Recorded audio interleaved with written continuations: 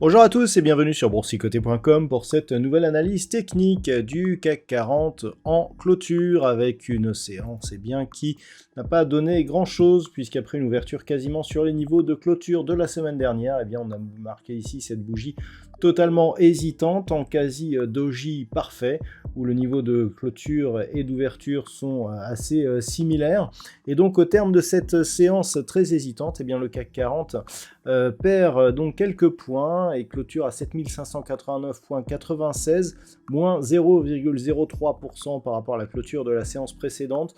Donc on peut dire ici que sur ces deux dernières clôtures, on a des résultats quasiment inchangés. Au niveau des indicateurs techniques, c'est toujours ici la phase de consolidation qui domine. On voit ici au niveau des histogrammes du MACD, un RSI qui se stabilise ici plutôt dans sa partie supérieure et des volumes qui sont en baisse, ce qui peut traduire justement l'essoufflement de cette phase de consolidation. Donc c'est ce qu'il va falloir retenir. On remarque ici que la zone des 7577 points agit bien comme support. On n'est toujours pas venu tenter un comblement de ce gap ici qui s'était ouvert le 26 janvier, puisqu'on ne s'est pas rapproché du niveau d'ouverture de cette séance qui se situe à 7555 points. Donc globalement, on est toujours ici dans une impulsion haussière dans laquelle ici nous avons une phase de consolidation avec un gap baissier qui n'est toujours pas comblé non plus, une stabilisation ici sur une zone de support.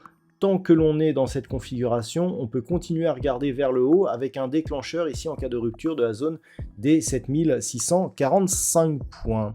Au niveau du palmarès des valeurs, nous avons quelques belles hausses comme ST Microelectronics qui gagne 2,51%, Kering gagne 2%, L'Oréal 1,80%, derrière Pernod Ricard et Danone sont sur des hausses inférieures. Au niveau des plus fortes baisses, on retrouve Alstom qui perd aujourd'hui 4,06%.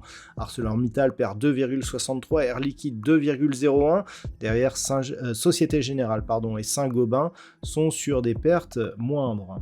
Donc on le voit, un marché assez équilibré. Techniquement, donc, ce qu'il va falloir observer, c'est un éventuel comblement de ce gap. On aurait ce signal si les cours cassaient ici, 7577, puis 7555 points. À partir de ce signal, on commencerait à légèrement affaiblir ici cette dynamique haussière.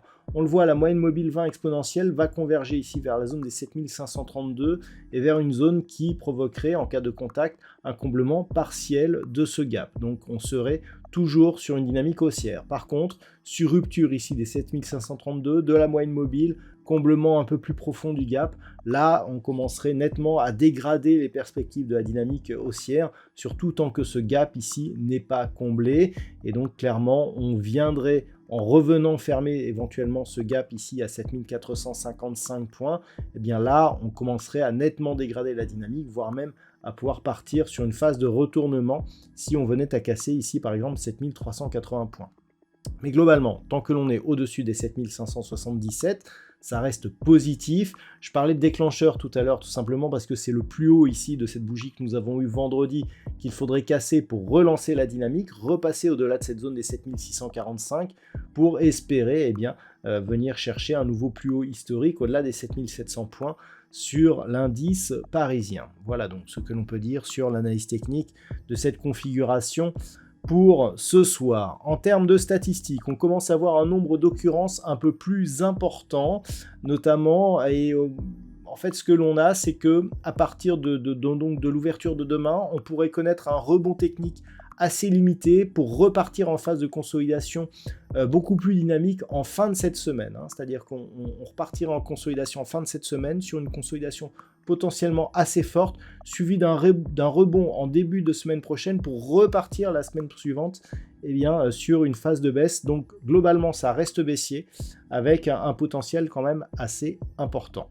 Voilà donc ce que l'on peut dire pour aujourd'hui. Je vous souhaite de passer une bonne soirée. Je vous rappelle que l'intégralité des données statistiques vous sont dévoilées sur l'analyse écrite qui paraît donc sur le site boursicoté.com pendant la nuit.